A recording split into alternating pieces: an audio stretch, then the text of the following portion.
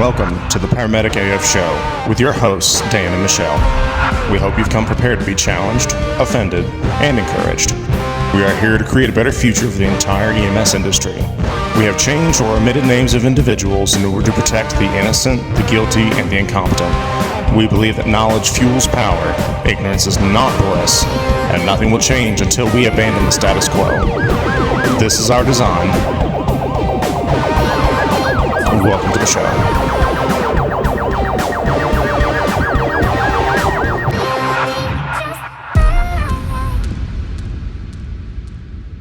And welcome to the Paramedic AF Show. I'm Daniel. I'm Michelle. And today we are wrapping up our discussion about the core values of EMS 2.0. Today we're going to be switching gears and talking about health. Now, I know there's a ton of stuff out there. Social media is so saturated with self-proclaimed experts. Good Lord, influencers now apparently is like a full-time paid job. I wish we could make money like that in EMS so quickly. If only. Right. Anyways, but with all of this stuff being out there, it's very difficult to navigate what is, sound advice and what's just straight up horseshit. Now, we have to throw in the disclaimer that we are not physicians, we're not nutritionists, we're not physical therapists. What we're discussing today is a mix of anecdotal advice that's rooted in commonly accepted principles and practices of health. If you have any outstanding health concerns or feel the need to make any dramatic changes in your life that could result in any adverse effects, you should always consult your primary care physician first, or a nutritionist, or someone who is competent on these subjects. With that said, we're not wanting to prescribe verbal stroke, a specific program or plan for you. All of our bodies are different, our schedules are different, and even our access to resources are different. Rather, what we're wanting to achieve is sharing a healthier mindset and lifestyle habits when dealing with physical and mental well-being that anybody and really everybody needs to apply to their lives, and you create your personalized path forward.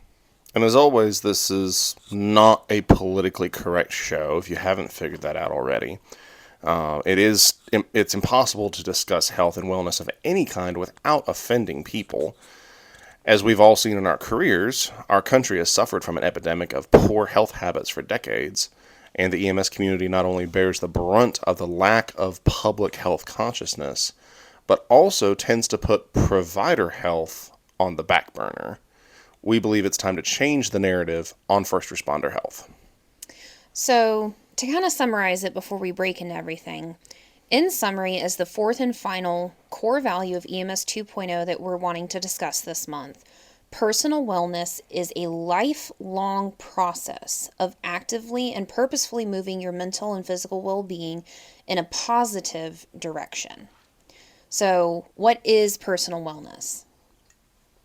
Excuse me as I sip on my Red Bull.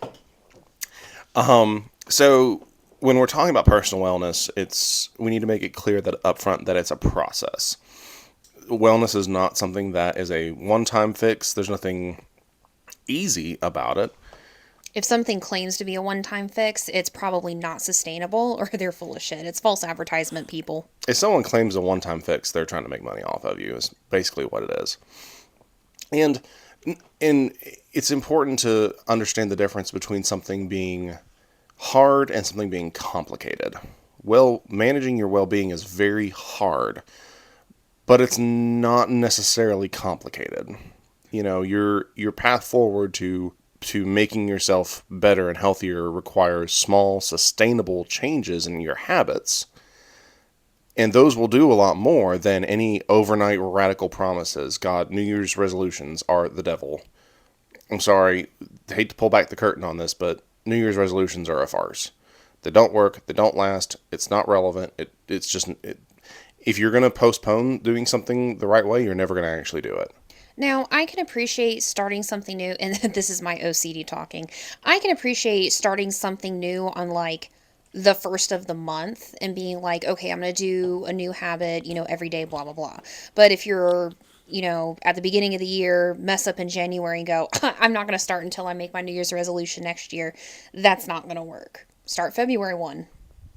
Yeah, I mean, yes, there are certain things that having a consistent timeline or an objective saying, hey, I'm like, there's this guy on, I think it's Facebook that I've seen. He basically was doing these polar plunges every single day until he stopped. Oh, So, no, not and me. mind you, he lives in Canada. So the outside temperature is like minus 14 Celsius, not Fahrenheit. And this idiot, I say idiot, the guy's got bigger balls than me for doing this. He's a crazy person. It's fine. He literally he grabs like a 15-pound dumbbell and chucks it in this ice bath to try and break up the ice. And then gets and sits in there for like, I think 3 to 5 minutes a day. For the record, my toes at night are cold in like a 68-degree house. Yeah, like, and this guy has done it for, I think he's up to 400 days now. Oh, no. So anyway, I'm sorry. I sidestepped you.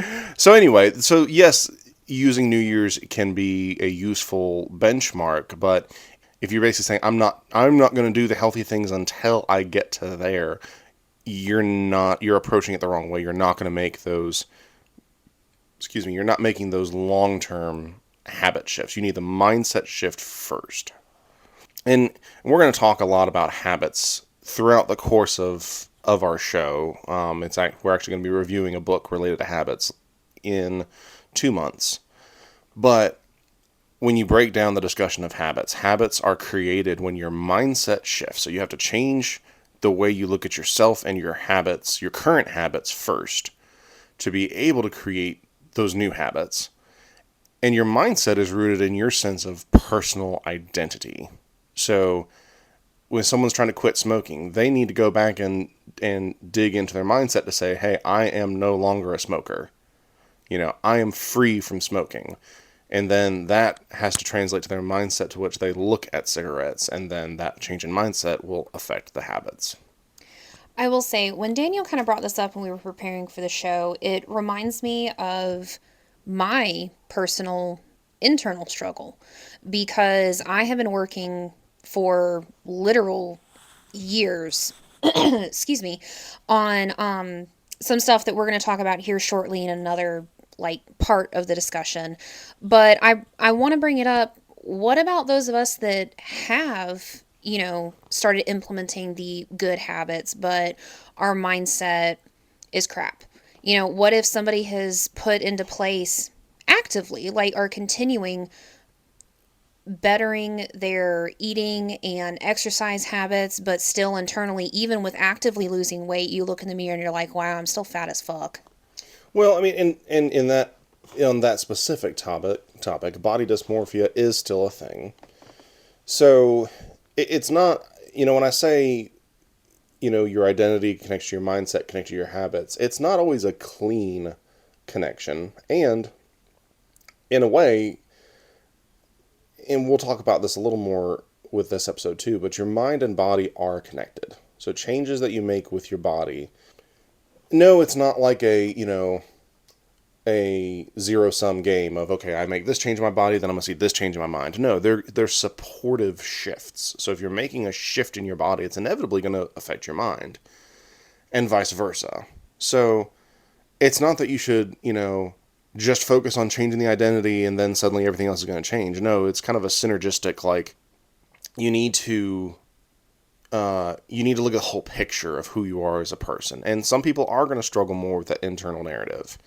I got introduced to the concept of self-limiting beliefs a couple years ago, and it was actually through another podcast. Ironically, I'd never heard the term before, and that's coming from somebody who had studied psychology in college and has enjoys that topic. Never heard of self-limiting beliefs, but I struggle with that narrative too. It's a life, then this is where we said it's a lifelong process. You're not going to just snap your fingers and be able to change everything right away. It takes time, but it takes hard work. It takes focus. It takes purposeful, I am going to attack this. I am going to defeat this. I do have to say, we've also referred to not plateauing in previous podcasts, but that also applies here. Let's say you have worked your ass off, whether it's been 1 month, 2 months, 6 months, 10 years. Ideally, all of us at some point are going to reach, our goal. Let's say, for example, our goal today that we're going to start making habits for is getting a six pack. Well, once you achieve a six pack, you need to not plateau and be like, okay, cool, I'm here, I'm stopping. We literally mean lifelong commitment. I mean, even once you hit a goal, you still have to do maintenance care. Just like with medicine, once you learn it, it's like, okay, well, you need to keep up with stuff to make it relevant. And you need to part of facilitating these habits is creating an environment where those good habits can flourish and the bad habits can die. That's affected by who, not just what you tell yourself, but who you spend your time around. So we are the sum of the people we hang out with and the beliefs we tell ourselves. Although personal wellness is exactly that, it's personal. Each person needs to tailor their goals and expectations to where you are. I mean, do personal inventory, which we'll talk about here shortly, but, Daniel can do a pull up or multiple pull ups. No, I can't. I can do None at all? push-ups. No. Push ups. Oh There yeah, we I go. can Sorry. do push-ups. I can't. Okay, I'm working on it, but I can't. well, okay, either way. So for the example, push ups. So if I compare myself to Daniel, it's like, oh my God, I'm this weak bitch. Like, I can't even do one full body push up. Well, I was a hardcore swimmer very young, and I have like legitimately destroyed my shoulder muscles. So like there comes a point with like making an L shape that my shoulders literally like slip out of place, lock, pick a word, like I can't do it. But there are other ways that I can work on it. So your journey is truly personal. Same with nutrition, which we're about to get into. You have to tailor your goals and expectations to where you are. It doesn't mean making excuses and, to not do the work, oh, well, that's not working for me, so I'm just not going to continue. You need to understand your body, know the nitty gritty details of what you need to change and improve on. Because at the end of the day, if we're not improving, we're killing ourselves. I mean, yes, we're all dying, if you want to be morbid about it, but our bodies don't exist in a neutral state.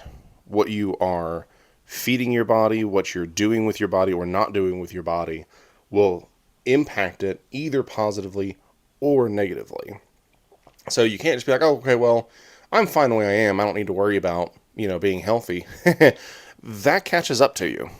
And, especially a lot of us that get into this job when we're young, we're, what's the old expression? Young, dumb, and full of cum. Like, we're, but really though, because we'll get into this and I've done it, we'll work all these crazy hours, eat like absolute shit, barely work out, all of this stuff. And, especially as guys, we're prone to do this when we're young because, hey, we're good. Like, we're doing okay. No, that catches up with you. I used to think that my insomnia was like a superpower. Like, I can stay up for like, 4 or 5 days with like, 6 hours of sleep in there. And, it's the coolest thing ever. But now getting older, it's catching up to me. And I stay up for 2 days and I'm like, please kill me now. Yeah. And we'll dive into that later. But, lack of sleep has massive detriments to your mind and your body and all of it. But at any rate, the point being, this stuff is important to take seriously because even if you don't feel it right now, everything in your life that you're doing, every habit you have, everything you're putting into your body, everything you're reading, everything you're focusing on, all of that will have either a positive or a negative effect on you. And just like, a car, an engine, needs good, clean, appropriate fuel, so do our bodies and minds. Our bodies and minds both need to be exercised regularly. You should be hungry for knowledge. Y'all, I thought that I was done with education when I was out of school. I have read more in the last 2 to 3 years than I have my entire life. And it never stops because there's so much material out there that's easy for anybody to get, and it enriches your mind. It stretches your mind. And the same thing with your body. Your body needs that continual exercise. You can't put diesel fuel into a gas engine. Who has done that to an ambulance? Well, I've done the reverse, but yes. Gas into gas a into a diesel. Ouch. Yeah. Yeah. So anyway, I can't even remember if I did it to an ambulance. I know I did it to one of my parents' vehicles, but Oh no. yeah, that was fun. And the fuel line was about as thick as a pencil. So to empty a full tank of gas through, that was a little tough. But anyway, the point is, if you put diesel fuel into a gas engine, it may turn over, but you're going to fuck up that engine. Same thing with our minds. You're putting the wrong fuel into your minds, to your body, all of it. You may not see it right then. You may think you're okay, but it is going to take a toll on your body, and you will feel it exponentially as you get older. I think one thing that I just kind of want to add, whether it's physical or mental, leads back to our credibility in the field. You know, if you're somebody that eats nothing but, ding dongs and cake and all this stuff, well, that's the first thing that came to mind. There's a lot of people in this field that eat ding dongs, but anyway. I mean, a lot of people are ding dongs, but that's a whole other story. So Sorry. were we at one point? Oh, I'm not disputing that whatsoever. I mean, verbal stroke alert over here. But anyways, it adds to credibility because at one of my jobs that I have worked at in the past, respiratory therapy, for example, I know they're not in the field, but I mean, it's still applicable. I swear, I think every single respiratory therapist that I knew at my facility was a smoker. And not just like, one cigarette a day. I'm talking like 1 and 2 packs a day. Mm-hmm. And they're going to sit here and, tell parents and patients and, teenagers and all the stuff, the danger of smoking. It's like, but boo-boo. Mm-hmm. You sitting here telling me all this stuff smelling like a pack of cigarettes. Those of us in the field that, eat ding-dongs and all the rest of it and give a patient education / if you're one of those people that gives a patient shit for being a diabetic and not controlling, it's like, have you looked in the mirror? So it kind of adds to the credibility of us, not just our short-term, long-term health, but, credibility. So what does this look like? What does taking the responsibility for your physical and mental well-being look like? Well, as we've referenced, it's all about habits. What you do as habit inevitably shapes who you are and how you live. And yes, overall, in essence, the process for how to improve your body is comparable to how you improve your mind. But there can be more complexities in the mental health improvement than in the physical improvement. So we're kind of breaking those two up into 2 different categories in this section. So when looking at what does personal wellness look like, making new habits, when you're addressing your physical well-being, the first step is you have to fully assess where you are currently. And that doesn't just mean jumping on the scale. It means getting on the scale, figuring out what your BMI is, figuring out what your nutritional needs are. And that's something where everyone's very, very, very, very different. I do want to add in with the scale and BMI and all that stuff. I actually experienced this when talking to Navy recruiters way back in the day. Sometimes just looking at that is not going to help. If you look at taping, for example, so like I think they looked at the width of your neck and your waist and something else, because just like talking about personalizing plans is personal, everybody's body composition is different. Mm-hmm. Like, I got some wide ass hips. Like, no matter my weight in my entire life, I have always had wide hips. So you may have more leg muscle, this, that, all the rest of it. So with what Daniel's talking about, keep in mind there are many different ways to find out your true body composition. Taping is one example. And that requires you actually caring enough to do it as an individual. You have to say, you know what? I need to get a hold in this, because so many people aware of these things. They think it's some secret sauce, whatever. No, you should be more, especially us as health providers, because we understand anatomy and physiology. We know what unhealthy habits do to the body. We treat patients with unhealthy habits all the time. So this is incredibly important for us to actually care about and take some initiative on. So, you figure out what your baseline is, what your weight is, what your measurements are, what your caloric needs are.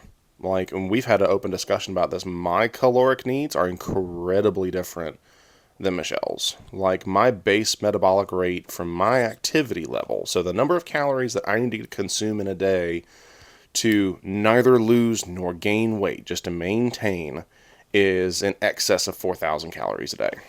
And yeah, with my current activity level, I need to, if for me to stay at a deficit, I just need to be below 4,000. Now, Would you share some shit over here? Like, damn. now, if I wasn't exercising as regularly as I do, that drops to about, again, ballpark 2,500. Well, I mean, everybody remembers when the article came out about Michael Phelps eating like 25,000 calories a day, but that's also, whew, being a previous swimmer, the running joke is, we ate all the cardboard in the world because, I mean, it's activity levels. So, I mean, logically, I know, I didn't know your exact number. Yeah. Well, and I do a lot of strength training too, which that you're not just burning calories while you're working out like you are with cardio. Your muscles are actively burning calories for, I think, up to a couple hours afterwards. So the spread out caloric demand is different. And, it's funny, I've started asking people like how much they think I weigh, because I'm not offended by any answer, but most people guess that I'm about 60 plus pounds lighter than I actually am. You know what, though? This job has killed my ability to guess not only age, but people's weight. Because when I think of weight, I think of my weight. And then I look at somebody and I'm like, oh, bro, you like 2 or 3 of me. And then they're like, oh my God, I'm blah, blah, blah. So, Yeah. first, I don't think people truly not understand. Not everybody truly knows what they weigh, but also with the different body compositions, like, short, fat little blueberry who weighs just about as much as I do, I am not only taller with probably more bone density, excuse me, but also probably have more muscle. So this job has killed my ability to guess weight. Yeah. And you can't just go off of weight because muscle is heavier than fat. So like when I graduated paramedic school back 8 years ago, just about, I weighed about 280 pounds and I had a 44-inch men's waist.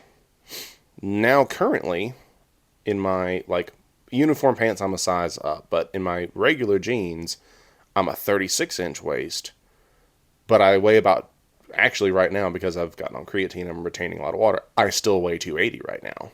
So don't get fixated on the numbers. Look at your body composition. Look at what your goals are. Are you wanting to bulk up? Cool. Don't worry so much about where the needle goes. If you're just trying to lose weight and maintain your strength levels, cool. Watch the needle, but bear in mind where you're at. And ladies, especially in the frickin' uniform pants, everybody knows that, well, all women, I think, would know that depending on, designer, brand, whatever, not all women's sizes are the same. I cannot tell you how insulted I was when I tried on my uniform pants for one of my jobs like almost 2 years ago now, and it was like a 22, and that's like in excess of what my jeans are. Uniform pants are insulting. Don't look at the number, please. Yes. So, stepping back and reviewing where we're talking about making new habits, for your physical well-being. Step 1, fully assessing where you are currently. Step 2, defining where you want to be. This is an important process, this concept of goalposts. You need to have both long-term and short-term goals, but you need to be specific and define what you want. Because if you're not specific, if you don't literally become specific and hyper focus on that exact plan, you're not going to get there. You're not going to have the motivation to do it. You need to literally create a picture of what you want, and then you'll be able to, step 3, start laying out the habits that need to change to get you there. That process takes time. And don't overwhelm yourself with having to change 10 things at once. It's much better to say, hey, this week, this is the thing I'm going to focus on. And just change that one little habit. If you need to stop drinking, Mountain Dews, if that's your weakness, God, I love Mountain Dew, but I can't drink it anymore. Like, I just can't. I can drink Red Bulls all day. I can't do just straight soda anymore. But that was a decision I made and said, hey, I need to cut that out. So I did. Little things like that. Do that for a week, for 2 weeks, however long it takes for that to become normal for you, then add another habit. And do that stacking of habits, and eventually that will become your new normal. So once you've adopted all those habits that you've laid out, you come to the final step, which is you keep moving the goalposts. So if you said, hey, right now my goal is to get down to this certain weight. Okay, cool. Your habits should all fuel you getting to that point. Once you achieve that point, you don't want to plateau. You also need to have it within a reasonable timeline, though. Daniel's talked about be very specific, short term, long term, where you want to be and start laying out the habits. But, like, if I start today, so maybe not today, let's say February 1, I'm going to start putting in new habits, and, damn it, I'm going to have a 6-pack by summer, May, June. It's possible for some people, but depending on your body composition, that is not a reasonable timeline. And if you don't start making progress and seeing whether it's on the scale or in body composition and definition in the abs, people start losing, what word am I looking for? Commitment. Momentum. Commitment, all of the things to continue to it. It's like, okay, well, maybe you won't achieve that in 3 months, but maybe in 6 months you'll be there. Sure, you may be missing, that summertime bod, but, like, the whole point is moving towards something reasonably. And, a big reason that a lot of fad diets don't work is because, or fad exercises or whatever, is people will do all this extreme stuff. They'll drop a ton of weight, do all this. They're eating like 500 calories a day, every day, all this stuff. Okay, cool. That's not sustainable. So it's better to let your timelines go out longer if it means making habits that you can live with. If you're okay, you need to look at each habit, and there's some habits that are truly just short term, and that's fine. But when it comes to, your physical body composition and all this stuff, you need to approach these habits and say, am I willing to do this potentially the rest of my life? Doesn't mean you'll have to. You'll get older, your body will change, your needs will change, all that stuff. But you need to have the mindset of this needs to be something I can do every single day or not do every single day and be okay with it. Because when you get that six pack doesn't keep itself. It doesn't stay there. You need to continually put in the work to keep that up and continue to expand your goals beyond that. Don't they say having 6-pack is like one of the hardest muscle groups to, like, maintain or something? I mean, I think for the appearance side, probably. That's what I mean. For the, like, the high definition, like, can break Right. something with my abs. Yeah, no, but it's, again, part of the not plateauing is continually shifting and moving forward and finding new challenges. And after a while, it becomes addicting. You start to see the changes slowly over time. You're like, Oof, this is cool. I feel good. Yeah. I feel really fucking good. Like, let's keep doing this. I have felt that. Like, I can appreciate that. But again, that doesn't usually come until you've been at it for, a month, 2 months, 3. Ooh, stroke. 1 month, 2 months, 3 plus. And that's why you have to keep that mental picture in your mind of where you want to be. And at a later date, we'll tackle the topic of law of attraction and whatnot. Go do some Googling, look around. It's kind of cool. But anyway, the way to sustain yourself through those valleys is you have to just obsess over that picture of where you want your life to be and keep going after it. So anyway, that's on the physical side of developing habits. That's just a general pathway. Everybody's journey is different. You have to tweak some things, mess around with some things, go through these habit shifts over time. But that's in essence what the process looks like. So then we're going to kind of start into the mental health aspect of it. Now, mental health has started getting a good bit of traction in, recent years. There's more research for health and the body and everything in general. But especially on the public service and military side, more and more is coming to availability.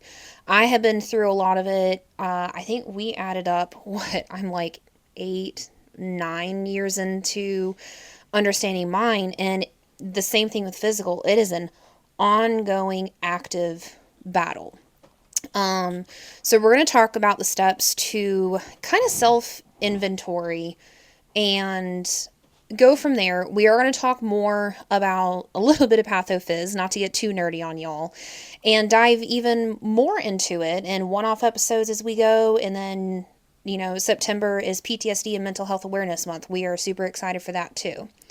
But with the kind of general steps that we've whittled down for your mental health, step one is you need to develop a self-awareness and do like a self-inventory of where you actually are. We've talked previously about how some people go into a call, dead mangled babies, just something horrific. Sorry to get really dark there for a second, but just We live in the darkness. I mean, yes, but something super dark and you're like, I'm not phased after the call. You have to do an inventory. Why does that not bother you? You need to look at where your health actually is, not just where you think you are and how you're handling it. Now, I will say a self-inventory is probably not going to be complete when you start. There's a good bit of it that you may think you know where you are, and then you either talk to a partner, a loved one, family, or even go to therapy and you have more of an understanding. I know I've been through some bad shit in my life and I feel pretty broken, in certain aspects and everything else. And, going to trauma therapy, it's like, oh, well, it might not quite be as bad as you think it is. Like, let's talk about this, or, oh dear God, this is pretty bad. We need to talk about this. Like, our self-perception might need a little bit of tweaking with the help of an outside person. Now, I'm not talking about, just Joe Schmo, whoever on the street, but like somebody who truly knows you, loves you, or, a therapist. And if I may throw in there, even though we can relate to a lot of our coworkers with this stuff, many times fellow responders are actually not the best people for us to go to for advice on this, because we are all dealing with these issues. We're all dealing with trauma and missed self-perception. So listen, 100% of you, I don't give a flying fuck what you think about yourself, how you think that you're handling things. All of us got some major mental health issues. Every single one of us needs to be in therapy. Even if it's only maintenance once a month, once every couple months, like, I don't give a flying fuck what you think about yourself. Like, I'm sorry to be downright, like, direct, but your partner is not the best person to be in therapy. like, to do therapy with. Yeah, like, the two of you. Right. Yeah. And make sure you include all of your personalities, too. They all need to be present for therapy. You joke, but there's like a whole aspect of that is going to be talked about. Yes. But anyway, so step one is your self-awareness and self-inventory. Step two is defining and prioritizing what you need to tackle. So whether it's your first step is, I don't know where the fuck I need to start. We're going to start with therapy. Or, hey, before I can start addressing some of these bad things, maybe I need to get on some medication, whether it's natural or pharmaceutical. And no, I'm not talking about self-medicating with alcohol and drugs, but we're going to have a whole separate conversation on self-medicating, natural medicine, prescription medicine another day. That'll be fun. Yes. But prioritizing what you need to tackle, whether it's you are burned out and staying on the job is not the right answer for you and you need to take a step back, or it's staying on the truck. Again, it's personalized to what you need based on what you found with your self-inventory. But you need to prioritize what to tackle first. Step 3 kind of goes with step 2. It's seeking out actively seeking out those resources to help you fuel that growth and change. Whether it's homework that is given to you in therapy, or reading these books, or, your mental health is lacking because you go to work, run bad calls, and then come home and sit in bed eating Cheetos. Well, and with this to me, this is the fun part of the journey. Once you've kind of figured out some level of how fucked up you are or you aren't, when you just kind of grab onto a thread and run with it, and when you put yourself in a position where you're receptive to having your feelings hurt, like, and maybe this is just me, maybe I'm a little masochistic with this, but like when I have someone who cares about me come to me and say, "Hey, this is what you're fucking up. You're looking at this all fucking wrong. Here's how the world really fucking works. Deal with it." I enjoy that. And yes, I am a lawnmower. That is how I deal with my problems. I believe in just pillage and burn. But point being, this is an evolution. This is not a one-time thing. The more you dig into bettering yourself and opening yourself up to improving different things in your life, the more you're going to see, the more you're going to actually have some positive feedback from it eventually. It's harder at first because you really get your feelings hurt. But when you're listening to stuff and exposing yourself when you're exposing yourself to things that hurt your feelings, that's good. Because that's breaking those assumptions, that's breaking those self-limiting beliefs, breaking through that ego wall. And I love it. I'm sorry. No. I think this is my favorite part. I love this stuff. No. That's not why I'm giggling. I'm so sorry. Just when you said masochistic and then like went to it, all I could hear is "spank me, daddy." I'm sorry. That's anyway. Okay. But now that we have had our little, dirty joke. So oh god. So seeking out resources, which is going to look different depending on what you're deciding to tackle first. But then step 4 is taking the action to do it. It's not just reading it. It's if you were given homework to okay, let's say that you have a drinking problem related to it makes you feel better dealing with the bad calls. You decide to not only do therapy, but go to AA. You have to actually follow the steps. If at some point you have hurt somebody, honestly, I don't know which step it is, but I know it's not called reconciliation. It's what's the word I'm looking for? I've never gone to it, so I don't know. Amends. It doesn't, I don't know why I was thinking yeah. it started with an R, but amends, for example. You have to actually go through the steps and take action. It's not just about reading it. It's not about hearing it. The last 3, this is now the 4th episode, we can be talking to you about this stuff and you're like, oh, this sounds great. But until you actually take action on it, nothing is going to change. It doesn't matter what you listen to. Don't be a zombie. Don't eat other people's brains and then not improve. Oh my God. Like... But I mean, for real, it's easy to sit and read all the books and feel good and watch all of the YouTube shorts and the reels and get passionate about it and all this stuff. But if you don't get up and take some fucking action in your life, it's not going to do you any good. You're just reinforcing, your own bad habits if you're not taking any action. Okay, so again, not to sidestep, but when you say zombie eating brains, it reminds me of that like really bad zombie movie that came out a long time ago. When I say a long, like 10, 15 years ago, that was called Warm Bodies, where he was eating the brains and he had like the memories of the humans. It was I'm going to change for the better. I mean, 10 to 15 years ago is when most of the new people we're working with were like kids. Oh, like stop. Little kids. So it was a weird zombie movie. But anyways, we have sidestepped a lot, which I do. Sorta. I mean... It all applies. We've had some, dirty jokes and all the things, but all of this is important to implement. It's not just about listening, it's about doing. Now, we're going to get into why is this important? Because, and a lot of it does have to fall back on pathophysiology.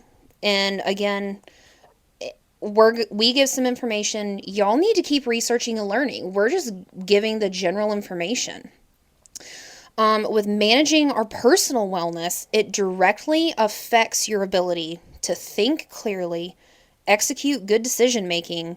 It does prevent energy, It Injury. What did I say? Energy. Fuck. We don't want to prevent energy. No, we want all the energy. All the good energy. Preventing injury. Oh, God. I swear I know words, y'all. Promote longevity, there we go, and have more satisfying interpersonal connections, because your relations with other people are important as well. Like we talked about earlier, the mind and body are so deeply interconnected. Any positive changes you make on your mind will affect your body. There's so much data to support this. Pardon my phone. There's so much data to support this. Drink that water. I still drink more than you. There's so much data to support this that what you fuel your brain affects your body, and vice versa. What you eat, your gut, actually controls your serotonin release in your body and a lot of your other endorphins. So what you're eating is not neutral. This is directly affecting both your physical and your mental health. You can't just focus on one without focusing on the other. Oh my God, do you mean that food really can fill the void and make me feel better? I mean, it can. The right food is what we're getting at. Yes, there's, not, and one of my favorite topics is not the dopamine release of good tasting food, but the actual endorphin release of good healthy food that satiates what your body actually needs and gives you that good, satisfied, healthy feeling. That doesn't mean you need to just eat Brussels sprouts. But again, hey, context. When cooked appropriately, Brussels sprouts can taste good. Look, I'll fuck up some Brussels sprouts. I ain't even gonna lie. If cooked appropriately. Look, all I need is salt. All I need is salt and bacon grease, and I'm good. Oh my God. Okay. Anyway. Physical strength. Well, so anyway, back to the point. Your mind and body operate as one. And that interconnection is something that science is still learning more about. But again, do a little bit of research, you will see so many connections. And of course, okay, that's great and all, whatever. How does that affect the job? Well, from a physical standpoint, when you are increasing, when you're focusing on your physical strength and conditioning, that's going to enhance multiple aspects of your job. You may be just an EMS, or you may be a fire medic or a fire EMT, whatever the case may be. This job is physically demanding in different ways. In EMS, we're not as much doing a lot of heavy lifting all the time. We do a lot of intense, short movements. Now, when you have, a 600-pound individual who is who's in congestive heart failure and is about to code on you, all right, there's definitely some physicality involved in that call. And we're not saying that you should be increasing your strength and conditioning to do stupid things, but it's going to enhance the things that you should be doing. You're going to be enhancing your body mechanics and how you can effectively do your job without getting injured and be able to do the things necessary to actually treat your patients effectively. I think the big one is preventing injury too. I mean, it's, protecting yourself, being able to efficiently be able to do it. And something that we actually recently talked to students about this past week, even if you and your partner, are the bodybuilder, like, people of your department, like, you guys can lift the most, you're a beefcake. Just because the two of you could potentially move the, 600-pound patient, to protect yourselves physically and everything else, you should still ask for lift assist. I know that's a slight sidestep, but just because you can doesn't mean it's safe. You should still be working on your physical health to protect yourself, but it's okay to get other people's help as well. And I unfortunately haven't been able to find current statistics on this. I'm sure they're out there somewhere, but I know that when I first got into EMS back 12 years ago, the statistics were amongst EMS providers, 1 out of every 4 individuals would have a career-ending back injury within the first 4 years. Now stretchers have changed since then. A lot of things have changed since then. So I Not don't know not what's just that, but industry retention has also shortened. I true. feel Most people don't like stay here that long. but that may be why we're not able to find like a much newer statistic is because retention has also shortened. Right. And we're not saying you need to go like you don't need to go to CrossFit. I'm sorry, I love you. If CrossFit's your jam, cool. Y'all's culture is weird. They're masochists. Y'all are like a masochist cult. Like and you just I love it. I appreciate it. I respect you. I couldn't do a lot of the stuff y'all do, but it's just kind of weird. We don't mean that in a hateful way. Like just that is a special like group of people. Yeah, I I mean, could not do it. sometimes they kind of bring it on themselves. But again, there's a lot of people who do CrossFit. Mad respect. Look up to them. I couldn't do what they do. Props. Just not my culture, not my scene. Well, and there. It's Oh, sorry. Go ahead. no. I was going to dive into just kind of more some practical stuff relevant to the job. But you go ahead. What you I gonna was say? I was kind of going that direction. So like there's some people that love running. For example, like running, it's going to help with Y'all are cardiovascular, psychopaths. heart rate. Look, okay. And it's the most important aspect of working out is getting that heart rate up and sustaining a higher heart rate. So, there's plenty of research out there that running is not always the best thing for like joint health and everything else.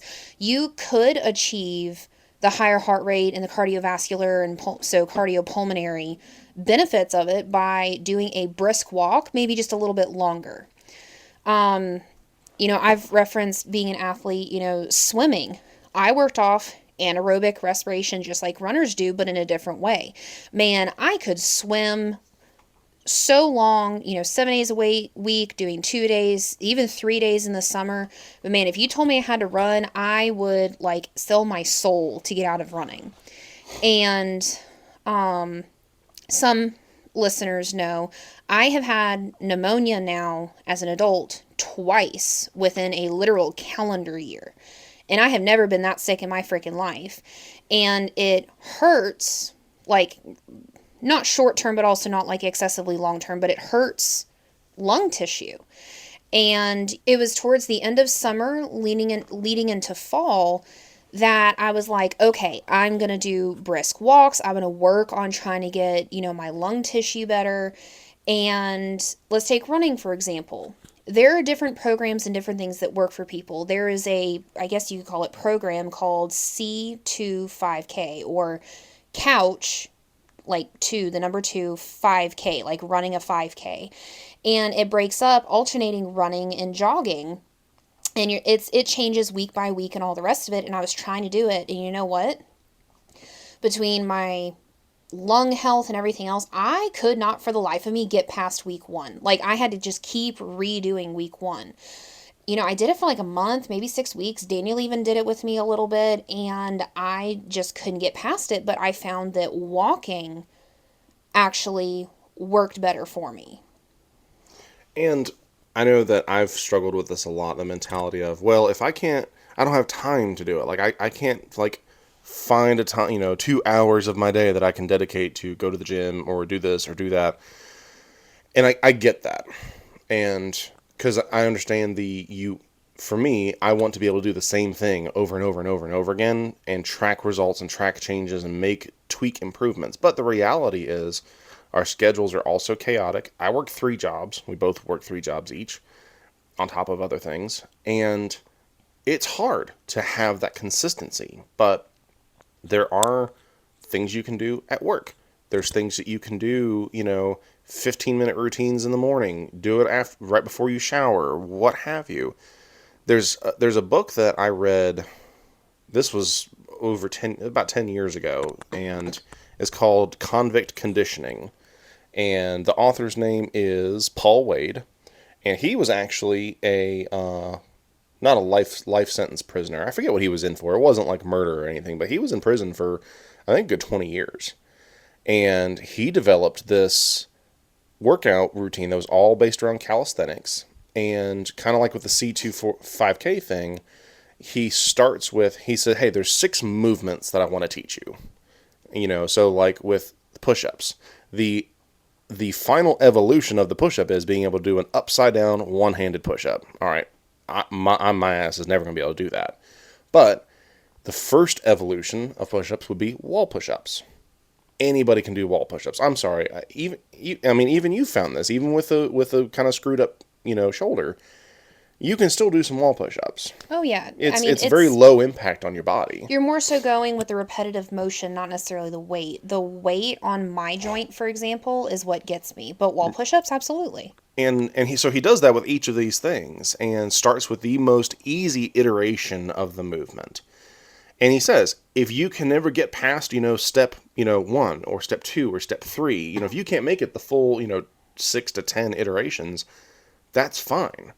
You're still working out those muscle groups. You're still improving your health. And I'll tell you, I did not get very far in those. I stayed in some of the earlier iterations.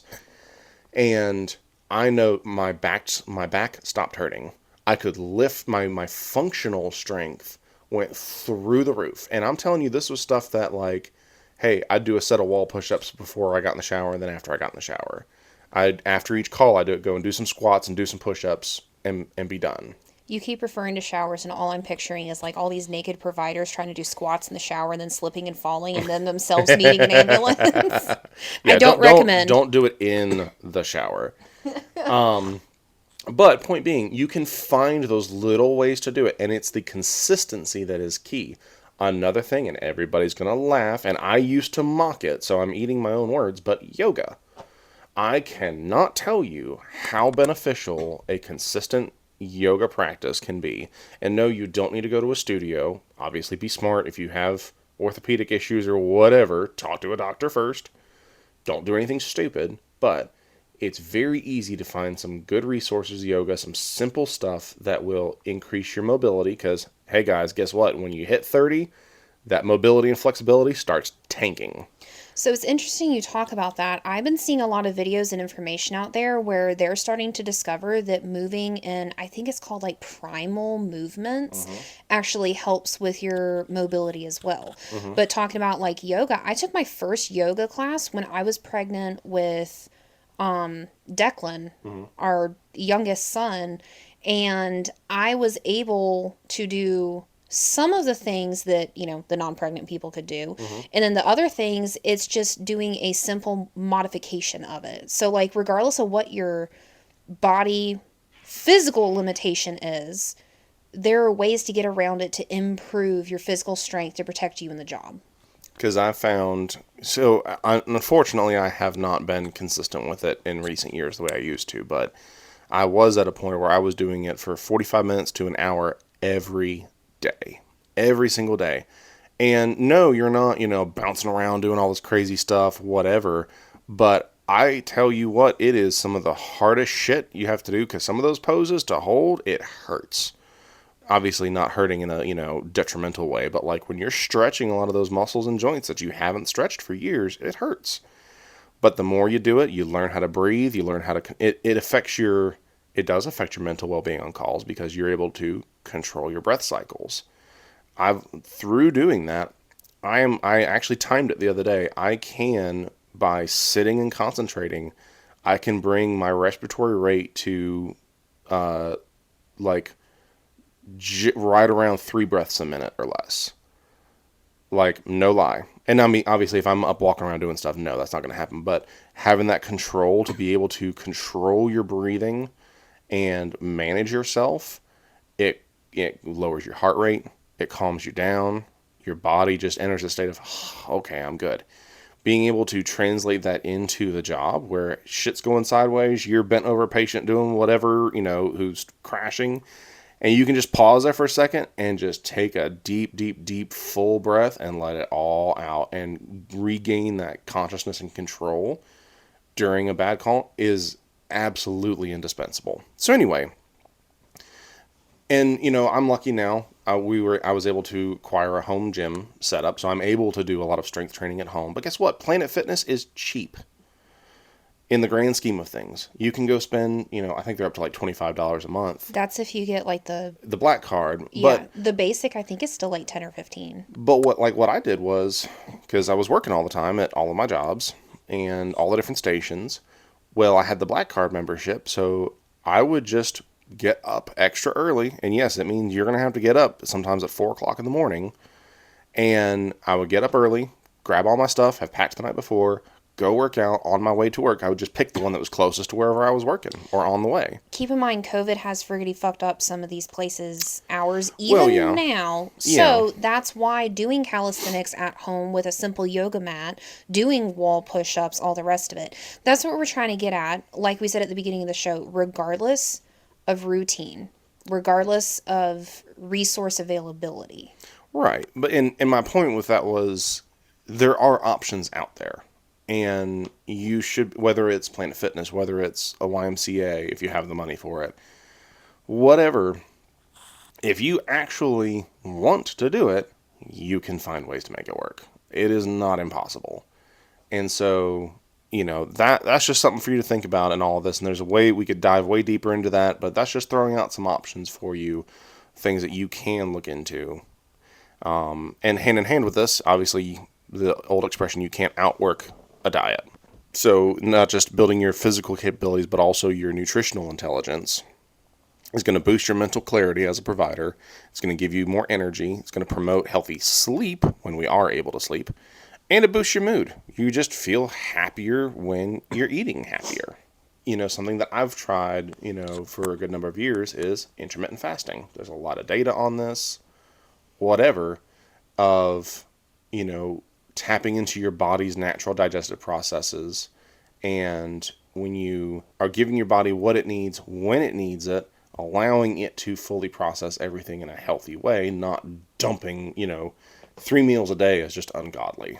The current meal calendar for Americans is pretty bad. Well, and I would like to clarify, when we're talking about intermittent fasting, there are some facets to it. So I personally believe every single person, maybe not so much children, especially with growth spurts and everything, but like as an adult, as an established, like you have grown physically, how you're going to grow, everybody should be doing intermittent fasting.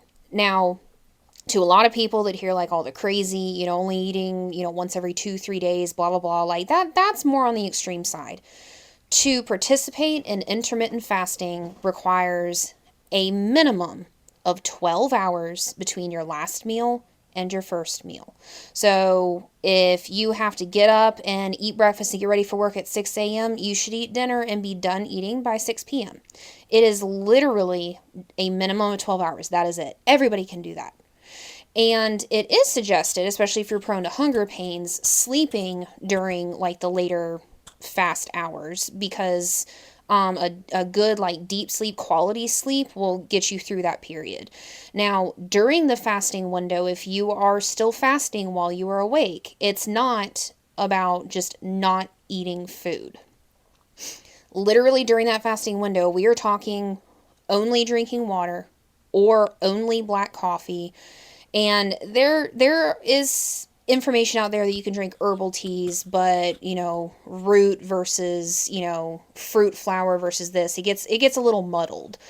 But the purpose is to reset your insulin production, release your glucose, like it all the, I guess I'm looking for micronutrients. Is that kind of what we're getting at? Yeah, I mean, it allows your endocrine system to kind of chill out a little bit. Reset, yes. And your immune system, because when you, especially a lot of carby foods, which, I'm a sucker for carbs. I must have some Italian in me somewhere because I will live and die by carbs, but no offense to y'all. But, your body, when you eat heavy like that, your body enters a state of inflammation, which is very bad for your immune system. So, once a day, sure, you have some carbs. Your body does use carbs. That's okay. But all the time is actually going to wear down your immune system and make you more susceptible to other diseases and to diabetes and all this other stuff. So doing the minimum 12 hour. Now, if you want to start experimenting with it, but you're like, oh my God, more than 12 hours is a lot. Kind of like what we were talking about with working out, maybe do 12 hours for a week and then extend it by an hour, do 13 hours for a week and etc. And I mean, in all the years that I've, played around with it, like I've found, and it also changes. That's the thing. You need to be okay with your body changing. Because there for a while, when I was trying to reset all of my stuff, I know that I have to have my coffee in the morning, and I'm a weak bitch. I don't like, black coffee. Black Can't do coffee's it. the best. No, can't do it. The bitter taste, can't do it. So I did one meal a day, first thing in the morning, and that was it. I was fasting for a minimum of like 24 hours. I have gone all the way to like a 72, I think it was longer than 72 hours, but fasts. And there's a time and a place that that's okay, but that, like the excessively long stuff, is in general not sustainable. Like you need to, now I'm talking about like you're only eating one meal a day twice a week. Like that is not sustainable. You need to be able to mix in different fast lengths. You need to mix in different needs of nutrition. Daniel and I have actually found over the last like 2 years that our body, like we have fallen into finding more so what our bodies need. And it does. This is something that plays into too what your objectives are. So like, we talked about my caloric intake is incredible because of my body's needs. But we've also found that one thing I was actually lacking in was some of my macros, and specifically protein. So basically, for me, my physique and whatnot, and what my objectives are, I need to consume 200 grams of protein a day. Just a little context, that's a fuck ton. Yeah, I mean that's hard. Like That's a lot. and it's gotten to the point where I literally can't do a longer fast because my body literally cannot handle all of that protein in a short eating window. I have to spread it out throughout the day. Now, protein, you can get plenty of protein with low to no carbs. So it's not going to be inducing the inflammation the same way that, your breads and pastas and all that, rice and all that stuff is. But again, point being, you adapt to what your body needs. I do very well with intermittent fasting. I love intermittent fasting. But right now, it's not so much serving where I want to be and what I'm trying to do. But that's just me and me knowing me. But you still also fast for a minimum of 12 hours. That's what I'm More or getting at. less, yeah. Everybody should be doing a minimum of 12 to help reset. Now, I would like to bring up cravings because as you're eating a fuck ton of carbs and sugar and all that, your body's going to crave more of it. Like it is. But if you start changing these little micro habits and cutting things out, you won't crave sugar as much. But what Daniel and I have found is as you start addressing your body's needs, so I wouldn't call how I eat true keto. It's just, it's less carbs. Because, I mean, I am a sucker for the breads as well. And I feel better when I just lessen it in general. And then also mix in the intermittent fasting. Well, there was a time, a couple months ago, it was like 3 days straight. I did not feel good, and I was craving like guacamole of all things. Like, I would have pummeled Daniel for a bowl of guacamole at one point. And when It was a discussion at that point. I mean, it got so bad. And I think I worked all those days. And finally, like my first day off, we sat down and like looked it up and everything. And we're pretty sure I was lacking, what was it, magnesium and Potassium. Potassium. So as you start addressing the inflammation in your body, you'll start to crave certain foods, but oftentimes it's because your body is lacking in something. So, not to get TMI, I'm sure a lot of women can probably empathize with this. When I get closer to my period in the month, I start craving things high in iron. I start chewing on ice, which is a big indicator of being iron deficient. But like I have dreams about like a bloody, medium rare steak and spinach, like very specifically. And I'm lacking in iron. I mean, you'll find that as the inflammation decreases, when you crave food, you are needing something. Your body will tell you what you need.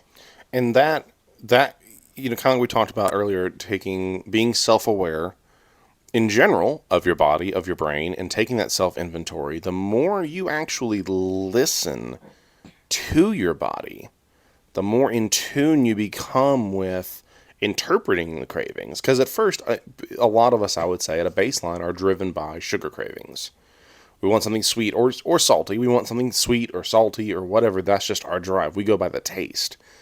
But when you start to give your body more of the things it needs and start putting it in that state where it's actually getting the good fuel, you'll start to realize that, hey, my body is sending me signals for what it needs. So, like you're talking about with the steak and the spinach, or, wanting the guacamole, it wasn't just that your brain was like, oh my God, I would just die for some guacamole right now, or I would just love a steak right now that would taste so good. It was your body saying, I need that shit.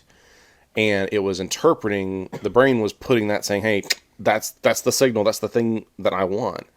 So being in tune with your body, not just for what your physical needs are, but what your nutritional needs are, is incredibly important.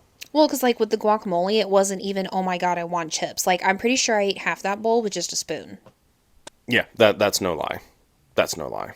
So anyway, the point of this discussion is, we have found things that worked very well for us, and there's a lot of different options out there. There's a lot of research out there, and there's a lot of snake oil salesmen out there too that are trying to sell you this fad diet or that fad diet or whatever. You need to sit down and figure out what works for you, for your body, for your needs, for your goals, all of that. Well, and a lot of the changes are going to be slightly uncomfortable, but like you need to pick an eating habit and an exercise habit. Even if it's just walking, you need to implement something, but something that's sustainable, not something that, oh, I'm going to starve myself for a month and drop a fuck ton of weight and then hope for the best. Yeah. And those healthy physical changes will also feed into the mental well-being changes that you can and should be making in your life. So, like I mentioned earlier, there's so much information and, more growing about the physical aspect. More information is coming about the mental. I know I've said it, I've been dealing with this for years, and even now, being in the thick of it, even more information is coming out. Your mental well being is the glue that ties all aspects, literally all, of wellness together. Yes, if you exercise, it releases endorphins, which in theory is supposed to make you feel better, blah, blah, blah. But your proper mental health is going to help foster healthier interpersonal relationships in all areas of your life. It's going to help you manage long-term and short-term stress. And it's going to help in prevention and healing of various forms of trauma, whether you got trauma from the job, whether it's previous trauma. And when we're talking about stressors, it can be anything from a bad call to regular finances, whether it's a, fight with your spouse or, God damn it, these kids are up my butt today and won't even let me pee. Like, it just any. God damn it, Bobby. Well, not speaking on personal experience of children bothering you in the bathroom every 2 seconds, but They're like dogs. they know when you need to pee. It's like something they can sniff. But with the mental health aspect, we are going to talk a little bit about the pathophys. This is like a huge, I'm trying to think of a word to apply to it, like a passion, but also just a thing for me that everybody needs to know, especially because some of the stuff that I want to put out there that we will talk about in other podcasts, but I encourage you to research, is not readily put out there by, big pharma and, some of the PCPs and stuff. You mean there's ways to improve yourself that don't include making big pharma and doctors money? Oh my God. Well, now, I'm not saying if you need meds, don't take meds, but there is a way to, I guess. That shouldn't be your first jump. Well, not your first jump, but if there gets to a point where you need medication for whatever, there's a way to expedite the whole, oh, well, we're gonna try this med and hope for the best. Because when you start messing with that, it gets into some, not good side effects. And we'll share experiences and stuff like that. But as just a general, everybody knows the difference between your sympathetic and your parasympathetic systems. It's regulated by the hypothalamus. If you need a refresher, go Google it. It's like the quickest little Google ever. But chronic stress, regardless of where it's coming from, long-term stress, so from childhood into this job or from this job, is found to decrease your brain volume. It will literally change the shape of your brain. long-term toxic stress and high cortisol levels can actually attack your prefrontal cortex, which it again, if you need a review, go ahead and just do a quick Google. But that is the part of your brain that deals with your higher order cognitive functions, such as your personality and a little bit of your memory. I believe Thomas Gage, wasn't he like the famous guy that like the explosion happened and he got like The hit? spike stuck through his head, but he Yes. was sort of fine, just kind of became an ass after that. I mean, yeah, it changes personality, but Yeah. like the high cortisol levels in your system can literally attack that part of your brain. Now, I'm not saying everyone's going to turn into, Thomas Gage, but Well, I mean, a lot of us tend to be dicks after this, after being in this job for a while. I So mean, yes. So let's maybe this is why, people. Have you ever wondered why? Well, I think we just figured it out. I mean, high cortisol levels mess with a lot of stuff. We'll get into it a little bit more. What I find interesting when you talk about long term fight or flight, or freeze, that is another option that not a lot of people talk about.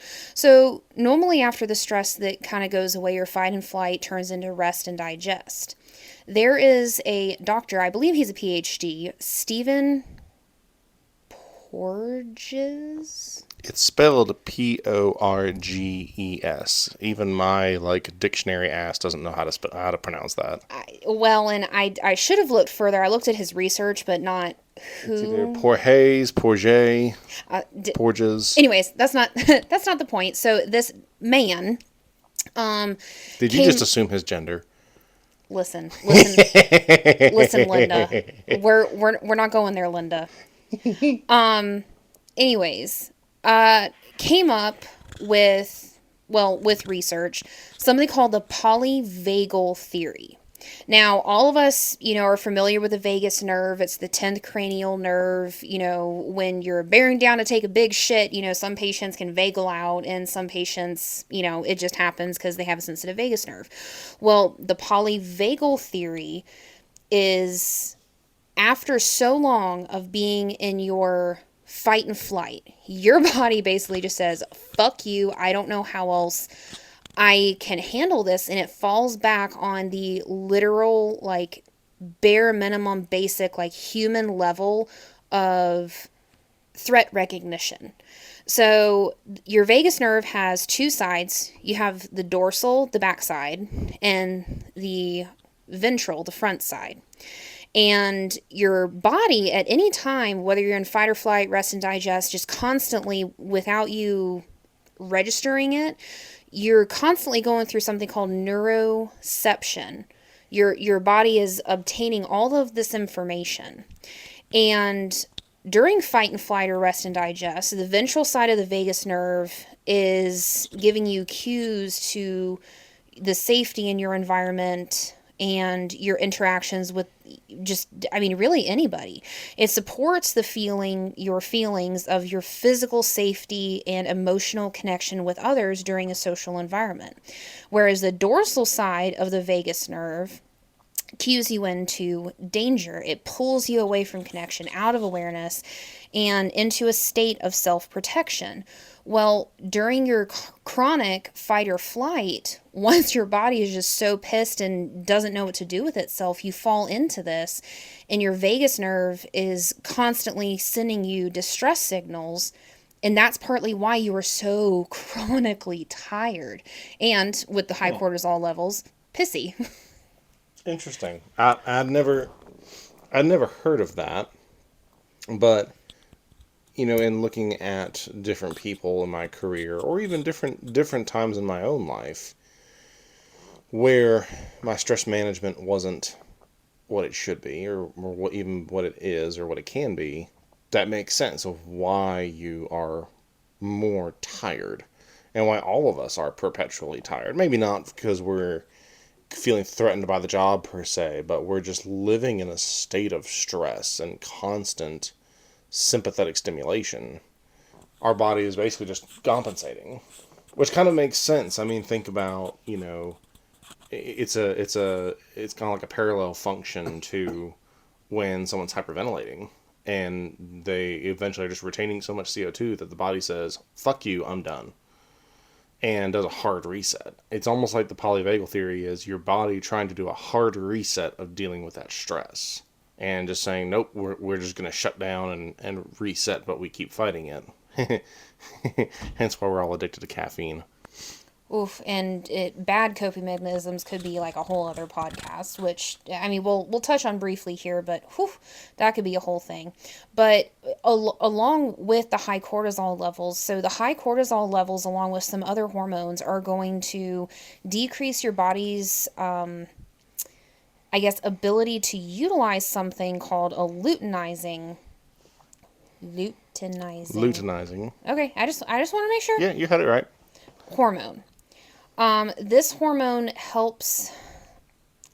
It's almost kind of like a shuttle. Like when you think of the association between like insulin and glucose, and these high cortisol levels can affect a lot of stuff. Now, just in general, running through and I'm talking like very basics. We need to be able to handle our stress levels because these high stress hormone levels and inability to absorb some of our other hormones are going to affect our bodies, not just short term, but long term. Long term, cardiovascular system, you are at an increased risk of heart attack, stroke, and hypertension. You know, your blood flow is increased, your blood pressure is increased. It can even affect production of red blood cells in your nervous system because both your sympathetic and parasympathetic systems are triggered, you know, in tandem constantly. It's going to drain your body as a whole. With the endocrine system, all of your hormones are going to be friggity fucked up. You're going to be tired all the time. You are going to be not just situational depressed, but your hormones are going to be so messed up. You are going to be truly clinically, chemically depressed. And it's also going to weaken your immune system to where you're not going to be able to fight off something as simple as, you know, a cold. I mean, Lord, I think I mentioned it earlier. I really haven't, except for chronic strep, I really haven't been sick a lot in my life. And pneumonia has taken me out twice in the last, 12 months of the calendar year. On your musculoskeletal system, constant activation of the sympathetic system is actually going to cause your muscles and joints to hurt, particularly in the neck, jaw, and upper back, and affect your ability to handle pain, your ability to regulate pain. This could even prevent you from building muscle because your muscles are constantly tensing from stress and surges of hormones that shouldn't be where they are. For respiratory, you may have chest tightness and shortness of breath. For GI, I think Daniel mentioned it earlier. I mean, your brain and gut are truly connected. I think, and I haven't. It's been a bit since I've looked at the actual like science behind this, but legitimately, your serotonin release is regulated by your gut. Mm-hmm. So you truly are what you eat, I guess.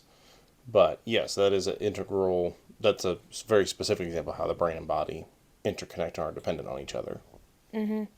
And lastly, it's wrapped up in reproductive, but it can kind of go with endocrine as well. With the luteinizing hormone and everything, it's going to cause low testosterone levels in men and women. Yes, women have testosterone levels too. And it can cause a range of symptoms, including decreased libido, fatigue, muscle weakness, mood changes. We're all going to be stroke, PMSing more. And even with women, it can decrease your estrogen and your progesterone, and it can affect your growth hormone in men and women. Men, just so you know, long-term low testosterone related to chronic stress can also cause erectile dysfunction, which is not beneficial to anybody. No, no. Women, it can affect your energy levels, it can mess up your periods, and it even can affect your bone density, which women are at risk for low bone density as we get older as well. So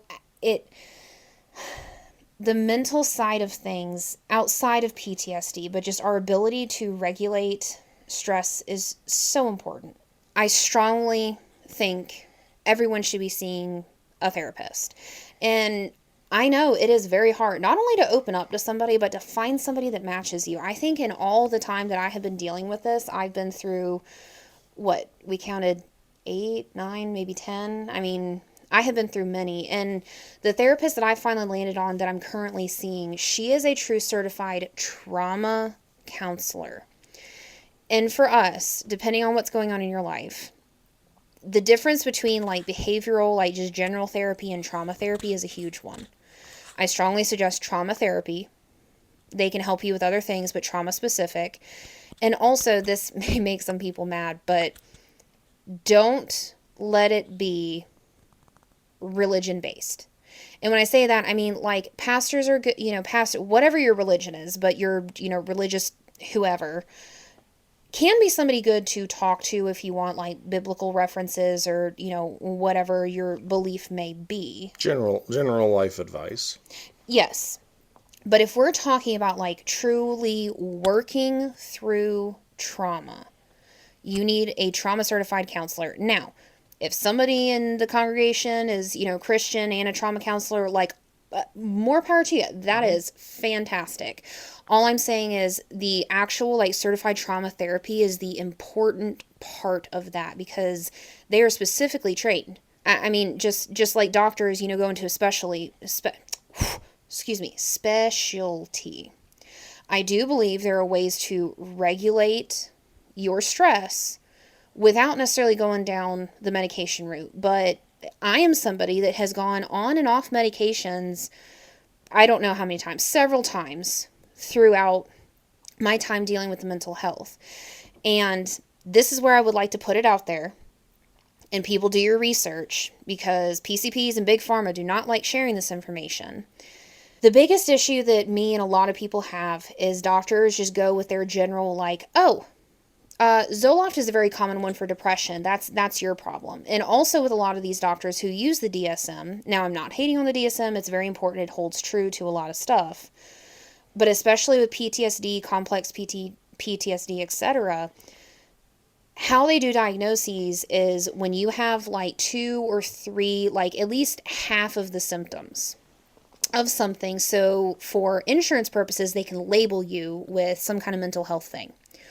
Well, PTSD, about half of the symptoms overlap with not only bipolar disorder, but also like borderline split personality disorder.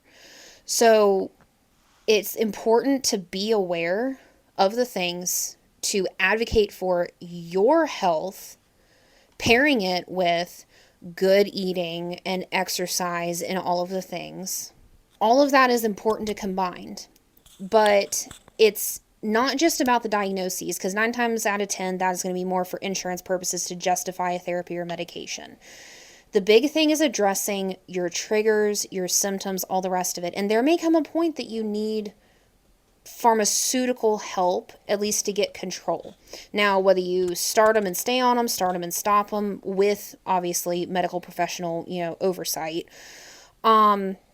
Instead of playing the guesswork, you need to talk to your therapist, your PCP, whoever you are seeing, and ask about enzyme or genetic metabolic testing.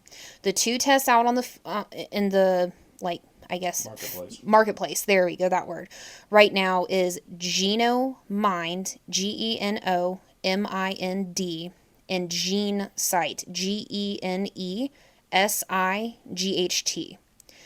Literally what these things do is it's like, you can do it a couple different ways, but the way that I've seen it, they take a little swab, they literally swab the inside of your cheek and send it to a lab, and they analyze the enzymes in your saliva, and you will literally get like this long ass chart that breaks down the information by medication. And when I did this, because I have capped out on like, I'm gonna sound like a crazy person, but no lie, on like 15 or 20 different psych meds because I have a high chemical metabolism.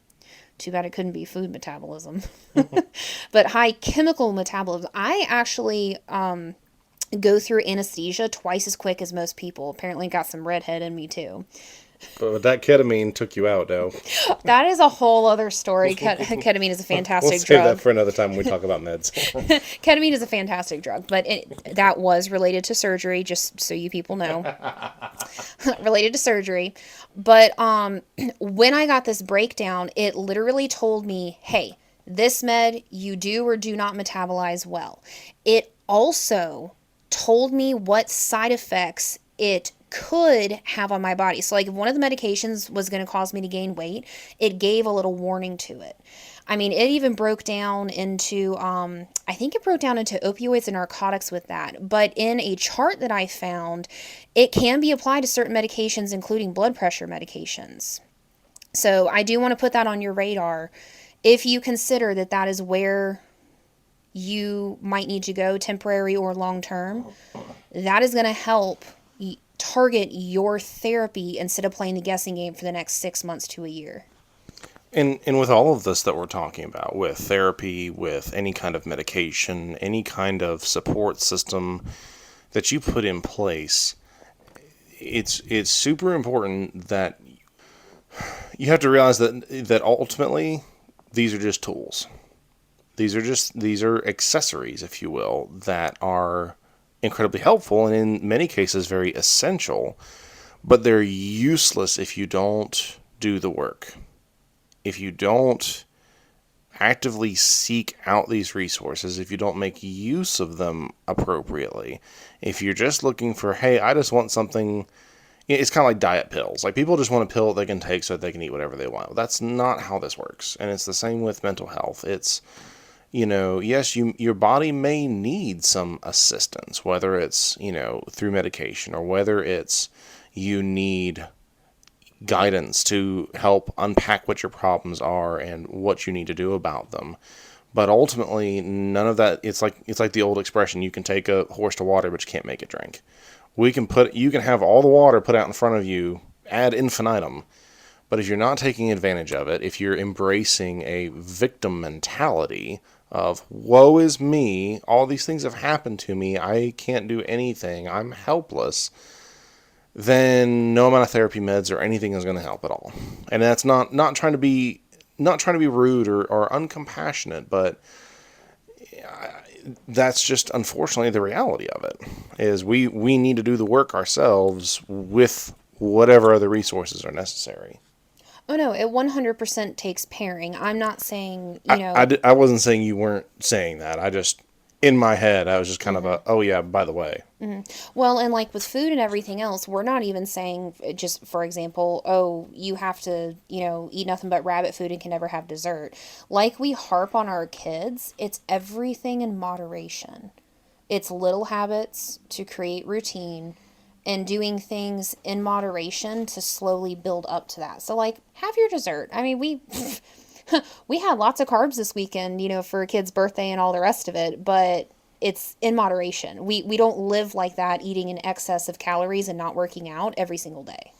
Well, and like with coping mechanisms, it's one thing if I love a nice peaty scotch paired with a real dark cigar. Like that, I'm good with that. I love it. But I only do that maybe a couple times a year.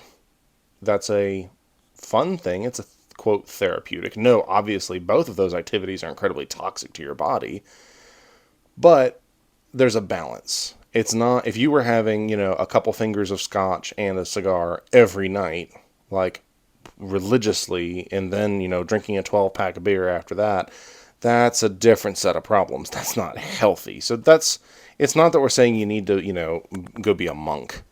Enjoy life, enjoy what's out there, but make sure that you're engaging in things for the right reasons in the right way, in a balanced way, in a healthy way, so that you can actually enjoy those things more.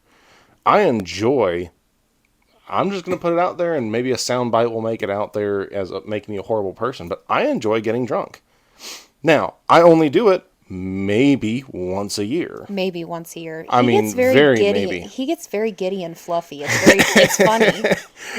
I enjoy it, but I only enjoy it under certain circumstances. And because of that, I can continue to enjoy it. If I was doing it every weekend, it would not be as enjoyable anymore. So think about it in those terms. The things that you give up, can actually be some of your rewards depending on what you're doing in life, what you need. Some things, yes, you absolutely need to cut out hardcore perpetually. It is what it is. If you like crack cocaine, sorry, there's really not a time when any of that's okay. It's not. Well, and I mean, getting into the whole CBD and THC and weed, like that's a whole other thing on that, borderline legal, Yeah, illegal thing. yeah. But there are therapeutic nuances on that part. But like Daniel's saying, talking about drinking occasionally, that's fine. That's in moderation. Drinking every night, hard no, you should not do that. I'm sorry. Smoking, whether it's cigarettes or vaping, every single fucking day. Like, you can't clear a call without smoking something. You gotta stop that shit. And lest we sound like overly judgy human beings, which we can be, I guess, but like on the subject of vaping, when I was going through, well, before paramedic school, but especially when I was going through paramedic school, and for the first 2 years after, I was vaping like a freight train. I was sucking down so much nicotine in a day. It was probably, I mean, it's a wonder I didn't have a coronary event. And I was addicted to it. There were literally times where it was a decision of, do I spend the little money I have to go get food or to buy more juice? And that, even though, okay, there's nothing illegal about it, there's nobody saying I can't. I'm a grown ass adult. I have the freedom to go do that. But that's not a good place to be. And so, be aware of the things that are, quote, okay, that control your life too. And be aware of the thought processes that control your life and the emotions that control your life. And yes, if you have trauma, let's face it, we all have some level of trauma, and none of us here are comparing. We're not looking to do a, side by side, well, my trauma is worse than yours. Like, There is literally no way to compare trauma, and if you actively try to one up and compare trauma, you're a piece of shit. Like, I'm sorry. That's very strong, but like there is no way to compare side by side who is worse. I mean, everybody is different, everybody's upbringing is different. And you know what? Some people, let's just take calls in general. Everybody has an ick factor. No one, I mean, obviously, statistically, someone else is going to have the same ick factor, but like for some people, it's eyeballs. For me, you keep that lung butter to yourself. I cannot do it. But it's the same thing with trauma. Everybody has a trauma trigger. It's not always just one event, because that's the thing with the military. They think, not they think, just a general misconception of the, I guess, public is trauma comes from one traumatic event. Well, when you are constantly seeing how horrible the general public can be, or taking 911 calls, or whatever it may be, your commitment to public service, long-term toxic stress can give you complex PTSD, mental health issues. It can give you all the same stuff. It just may not be one specific call or event. and you may be someone who, okay, the job itself doesn't stress you out. But you know what? Family trauma is a big deal. Emotional trauma, religious trauma, yes, that's a polarizing term, especially here in the Deep South, to say religious trauma. But, we're going to be open about that. That is a thing. That's a very real thing. And the point of this, we're not trying to harp on just the stress thing. There's a point to all of it, being that, it's very easy for us in EMS to, we kind of end up with this attitude, this noble victimhood is what I like to call it. And when we extend it into a lot of aspects of our jobs, but we feel like, because we are, we like to gripe about how bad things are, how much we're suffering, how little we're sleeping, how, horrible everything is, but we don't actually want to do anything about it. And so our griping becomes almost like a status thing. Like, the more a person gripes, it's almost like the more credibility they have. It's like a badge of honor Yes. and one-upping. Oh, you worked at 36? I worked at Oh 48. God, it's fucking ridiculous. And my point is, I will be the squeaky wheel in a hot second on something, but you need to actually be willing to do something about it. And if you're not willing to make changes in your life, of your work environment, of your mental health, whatever, I mean, you kind of need to shut up.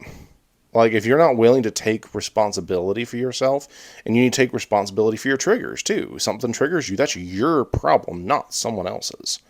You can't live your life a continual victim of your triggers and of other people.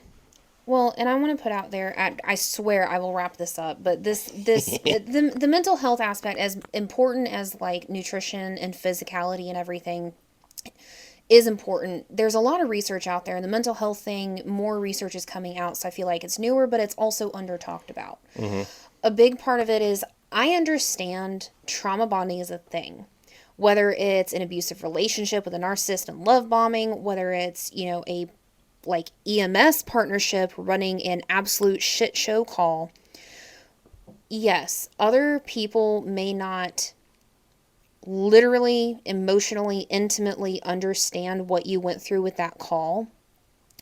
But part of the emotional and physical health is having healthy connections outside of the job.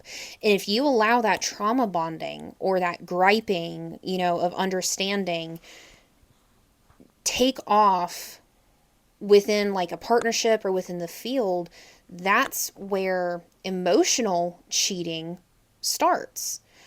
Public service has some of the highest rates of divorce, and sure, it's about job schedules and this and that and all the rest of it, but come on, there's a running joke that EMS stands for extramarital sex, and that shit needs to stop. Stop sleeping with your fucking coworkers. A good bit of it still comes back to the mental health aspect, and not only are they, don't treat your partner as your therapist, they're not going to be able to help you heal. It's staying in the bad mentality. It's, whether you're dating, engaged, married, what the fuck ever, talk to your best friend. They may be in the field, but talk to the people that truly love you, not just the ones that are there. You are not only going to hurt yourself mentally, but also those interpersonal connections outside your girlfriend, your wife, husband, whatever. Pick a word, apply it. I know we've gone over a lot. We're going to kind of bring it together. We're going to go, believe it or not, even deeper into mental health at a later date. But all of this is super important. And we really, in order to help and heal other people, we need to, as corny as it sounds, heal ourselves. And, a term we've thrown around before is provider care.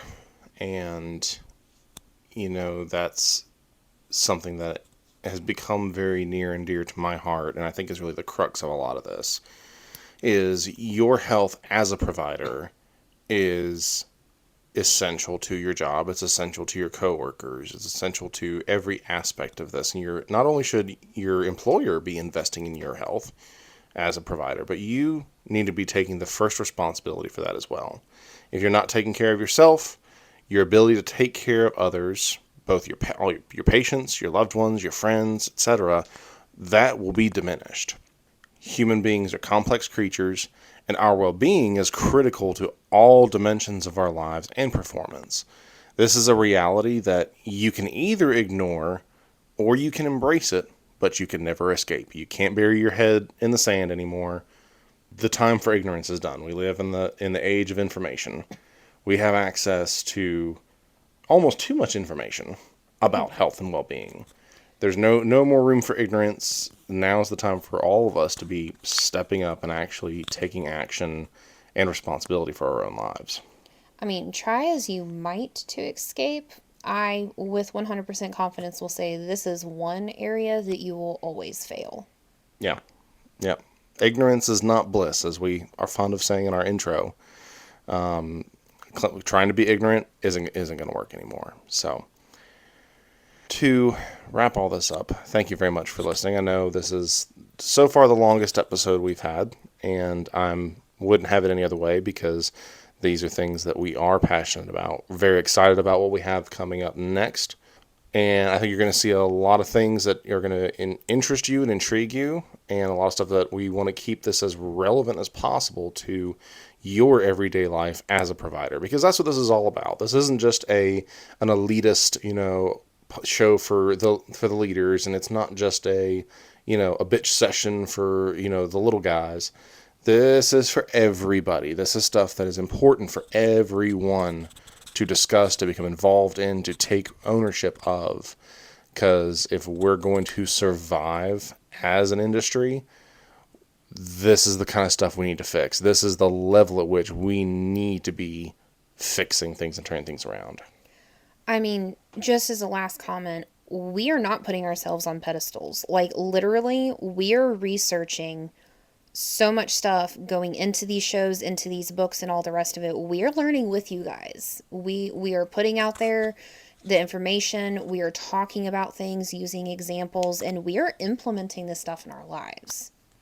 It really is, and I don't mean this in a sense of violence, but this is a time for a revolution, if you will, in our industry. We've too long carried on with things that are not sustainable, not healthy, and that are actively killing us. And it's time to put a stop to that. The bitching and complaining without doing anything, that time is over. We're just going to do things the way we've always done and you can suck it up, that time is over as well.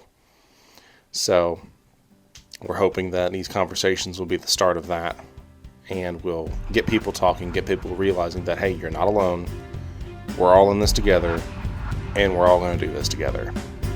So with that, if you enjoyed it, if you found value in what we had to say, we ask that you please share with your friends, and we'll see you next time. Bye-bye.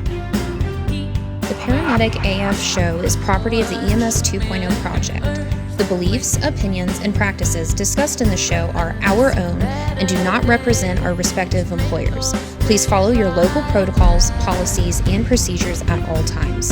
All listeners are encouraged to research and self-educate regarding all content represented in this show.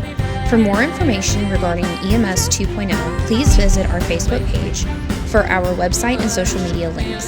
Thank you for your continued support, and we look forward to you joining us next time.